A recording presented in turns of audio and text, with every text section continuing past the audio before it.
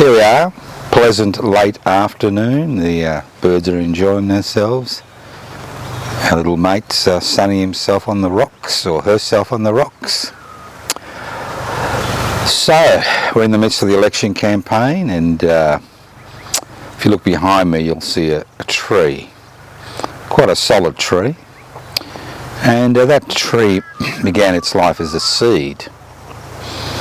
And there would have been thousands, tens of thousands of seeds spilt on this ground before that seed took root, and over the years grew into that solid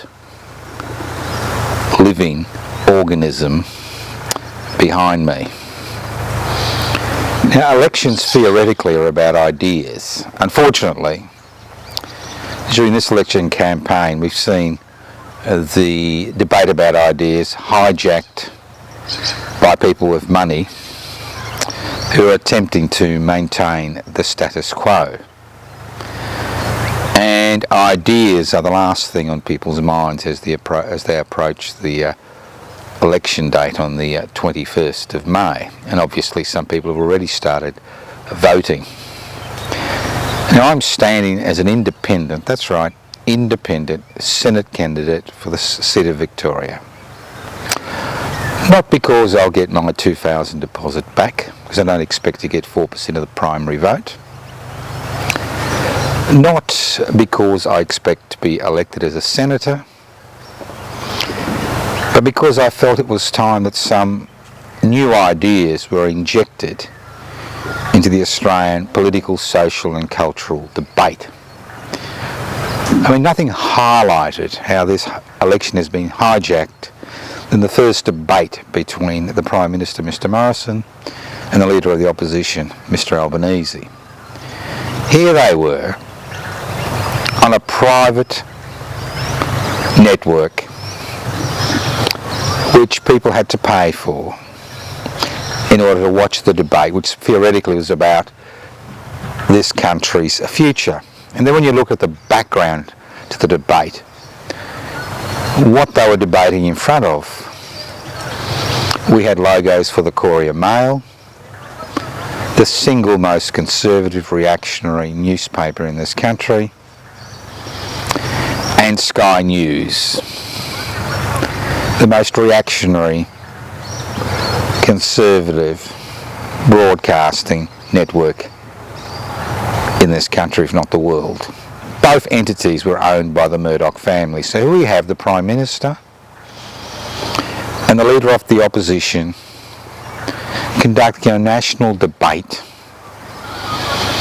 in front of logos for Murdoch's Courier Mail and Sky News.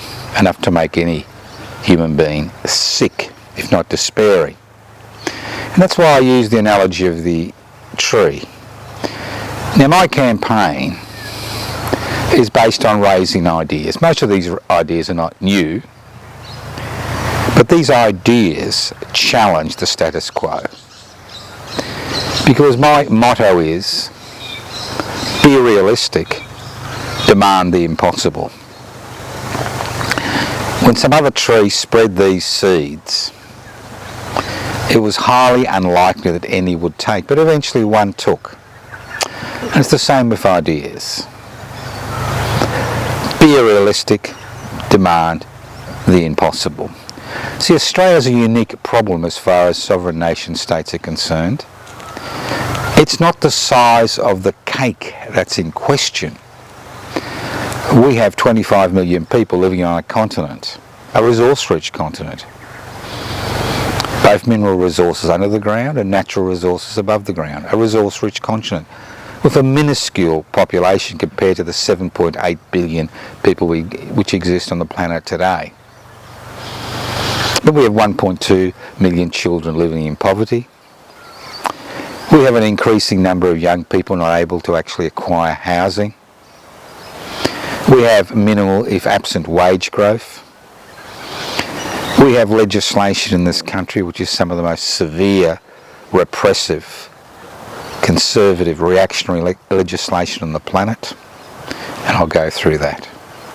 So why do we find ourselves in this position in so-called the enlightened century, the 21st century? And it's very easy.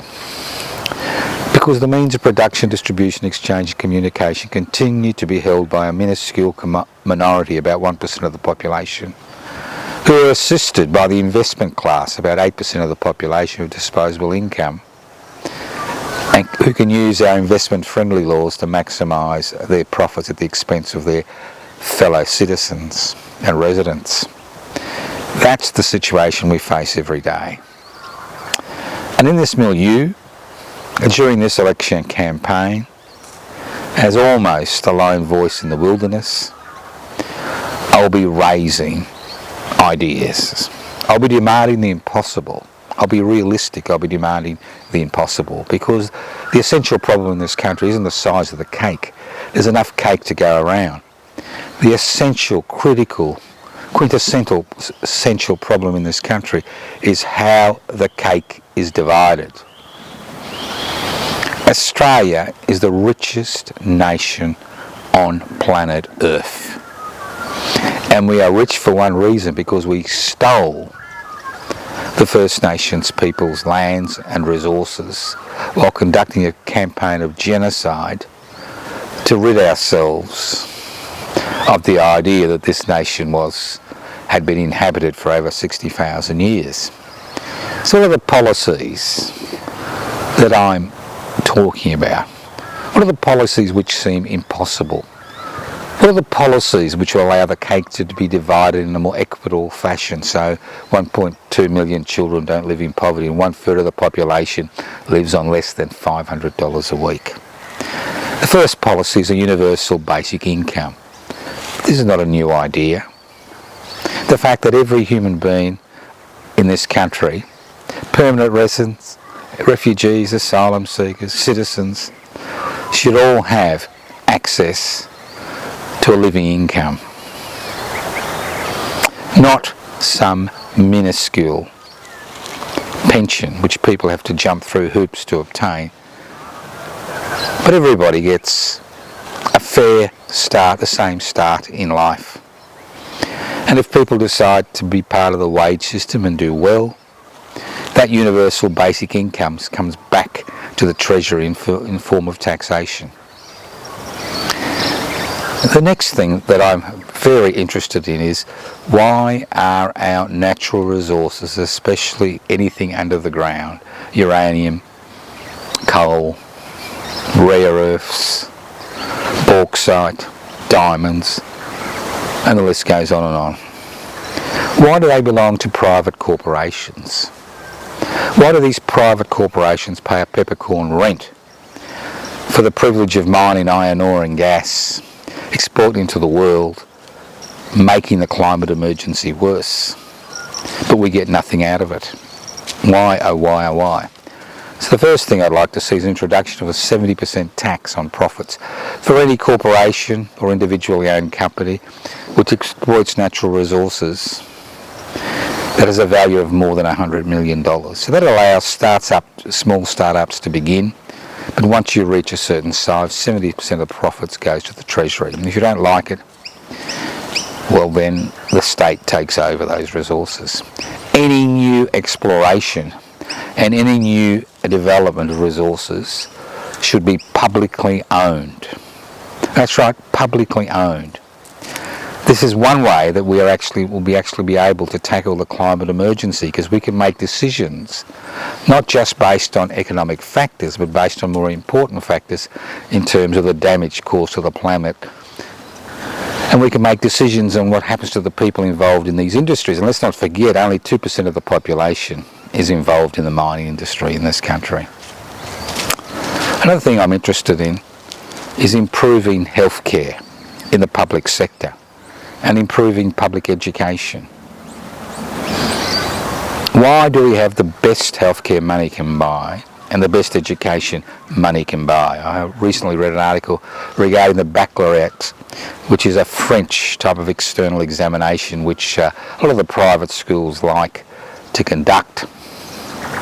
And we saw that the Australian results were very good because of the amount of money which is pumped in by the taxpayer into the private education sector. But as far as the general public sector is concerned, education, the results aren't as good. We find ourselves lagging in comparison to other OECD countries, so at least a 20% increase in resources. Then we need to look at the disaster of aged care, the privatisation of aged care, the damage which has been caused by privatisation to the aged care, to the elderly in this country, who continue to vote in droves for conservative and reactionary parties because they're frightened. But nothing is more frightening than finding yourself in a situation where you can't look after yourself and finding yourself in a private aged care facility where the maxim is private investment for private profit. I'm also interested in more publicly owned facilities to provide real competition in this country. Most elements of this society are privately owned, and those that are not are contracted out to the private sector to provide services. The current disaster that is the NDIS, where 40% of every dollar goes in administration fees or profits for private organisations, is directly related to the private investment for private profit model, which the NDIS has been saddled with. So I'd like to see a publicly owned NDIS, a publicly owned People's Bank to provide real competition to the banking sector, publicly owned essential services, and the list goes on and on. Our ports should be publicly owned. They've all been privatised. Our airports should be publicly owned. They've all been privatised. Even the guards outside the barracks and many military facilities in this country are privately owned, providing a service. And we saw the disaster which occurred with COVID-19 when the private sector was basically given the task of containing the spread of COVID-19 before vaccinations became available. I'm also interested in the concept of increasing the type of economy we have, not increasing in terms of GDP, but in terms of choice.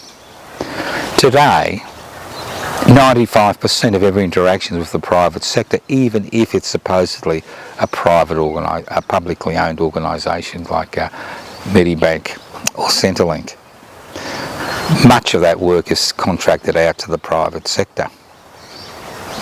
No wonder nobody listens to complaints, and all the organisations which are set up by governments at the state and federal level to look at complaints basically have no power. I'd like to see an expansion of the economy into the collective and cooperative sector. We should have a strong private sector, a strong public sector, and a strong cooperative and collective centre. I'd like to see seeding funding provided by government agencies to set up cooperatives and collectives to provide services and work to people. When the issue of small business arises, we've got the Conservatives holding the small business community at ransom. Now, 90% of small businesses fail within 5 years, and for one very good reason. Because we don't have a level playing field as far as competition is concerned in this country.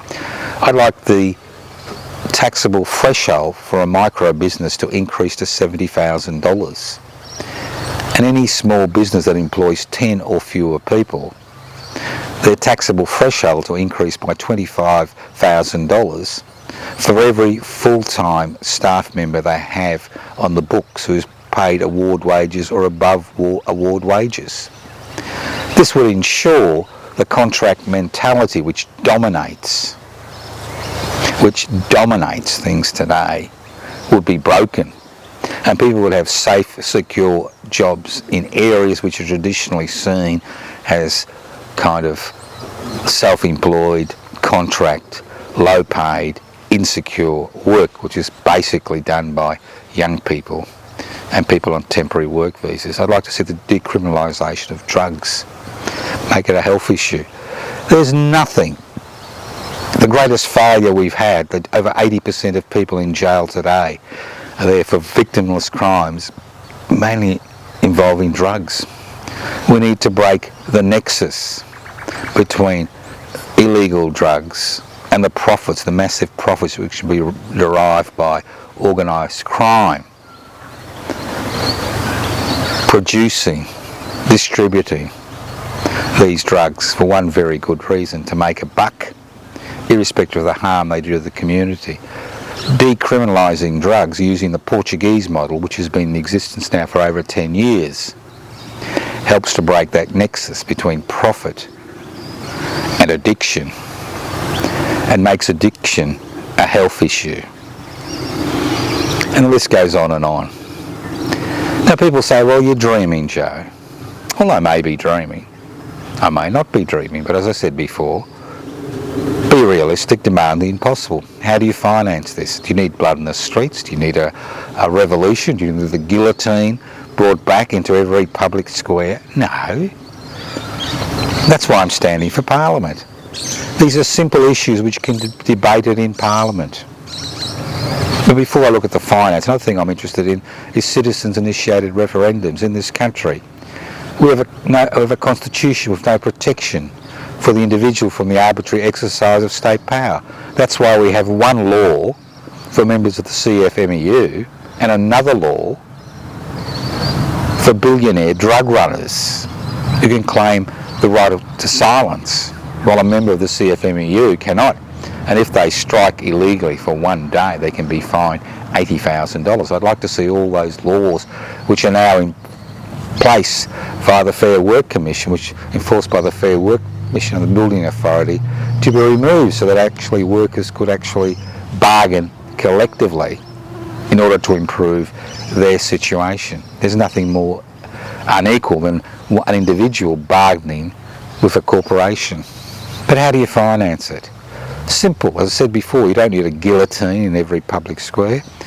A 1% financial transaction tax for every financial transaction over $1,000. That would raise at least $120 to $140 billion a year, enough to fund a universal basic income. A 1% stock market tax for every share or stock bought and sold on the stock market. The stock market is fully computerised. A 1% tax could go directly at the point of purchase into the Federal Treasury. Why should we have all these laws and corporate welfare which assist the corporate sector, which assist people who own shares through the government largesse through franking credits? Why shouldn't they pay a little bit back to the community? That would raise anywhere between $30 to $40 billion a year. Then we spoke about the 70% tax on mining profits for any entity which has assets over $100 million. And obviously many of the public institutions which I'm talking about can be profitable and provide money to the Treasury. The Commonwealth Bank was profitable when it was privatised. Telecom was profitable when it was privatised. The ports were profitable when they were privatised. The airports were profitable when they privatised. The Commonwealth Serum Laboratory was profitable when it was privatised. And obviously, when we look at the COVID-19 emergency and all the emergencies which are due to climate change, what I would like to see in this situation is the establishment of 50 disaster centres which are all over the country, regional, rural, urban, which are ready to deal with disasters, pandemics, floods, cyclones, drought, and the list goes on and on. The piecemeal approach we have today, where ultimately the individual is responsible, can't continue in this climate emergency. When we talk about a climate emergency, I'm sick and tired of seeing the centralisation of energy systems. When people talk about renewable energy, they're talking about huge corporate-owned entities, whether it's wind farms, whether it's solar farms, and the list goes on and on. What I'm interested in is promoting the concept of decentralised, collectivised energy systems which are owned and operated by local communities for the benefit of that local community. Decentralised, not given away to the corporate sector. And when we talk about a climate emergency, we need to make decisions regarding consumption. While we continue to have an economy which is based on the concept of consumption for consumption's sake, an economy which satisfies manufactured, not real human needs, we will continue to have issues regarding the impending climate emergency which we are now all beginning to face. There are many issues, and I'll speak about more next week. But ultimately, you have to make a choice. You've got a number of choices. Although the voting is compulsory in this country, you can decide not to vote, which is illegal, and you can pay your fine. You may decide to cast an informal vote because you're disgusted with everybody. Or you may decide to vote. And if you decide to vote, because we have a preferential system, a vote for a minor party, a vote for an independent is not a wasted vote. I'm not telling you how to vote. I am not directing preferences. Obviously, if you're intelligent enough to look after that seed that I'm trying to plant and water it and make it grow and make the impossible become realistic, well then obviously you know your own mind and where you want to direct your preferences. When you vote in the House of Representatives, make sure you mark every box with a number. The number 1 next to the box, next to the name, and in the box of the person whose policies you most agree with or admire. And the list goes on until you've exhausted all the numbers. In the Senate, it's a little bit more difficult. I'm standing in the Senate as an independent. As an independent, it's an interesting situation we find ourselves in the Senate. The Senate is manipulated by the political parties. You'll see a Senate ballot will be divided into 2 by a line. On top of the line will be boxes, and most of those boxes will have the name of the political party behind them. And if you vote above the line, all you need to do is mark 6 of the boxes with the numbers 1 to 6 in the order of preference of the political parties or the groups that you support. If you decide to take a few more minutes and think about what's going on and actually vote for independence, you can vote below the line. You need to fill in 12 boxes, 1 to 12. You'll see my name on the Victorian Senate paper, only on the Victorian Senate paper, below the line in the ungrouped candidate section. If you agree with the policies I'm talking about, if you want to demand, if you're realistic and you want to demand the impossible, if you want to make sure that the cake is divided more equally, then I strongly suggest you put 1 in the box next to my name. Then you need to mark another 11 boxes with the numbers 2 to 12 in the order that you prefer. It may be, knowing that I won't be elected as a senator, that you will put the number 1 box in my box, but you'd like a green candidate to get my preferences. Then you put number 2, you put the green candidate. Or you may have an ALP candidate you want to put as number 2. But the issue is, when you vote below the line, you make the decisions about which people on the ballot paper, on the Senate ballot paper, you support. You are not following the political party's directions in terms of how you should vote. Think about it. My name is Joseph Toscano. It's been a pleasure talking to you. I'm responsible for any of the electoral material which I produce, and you can contact me at any time via this YouTube presentation.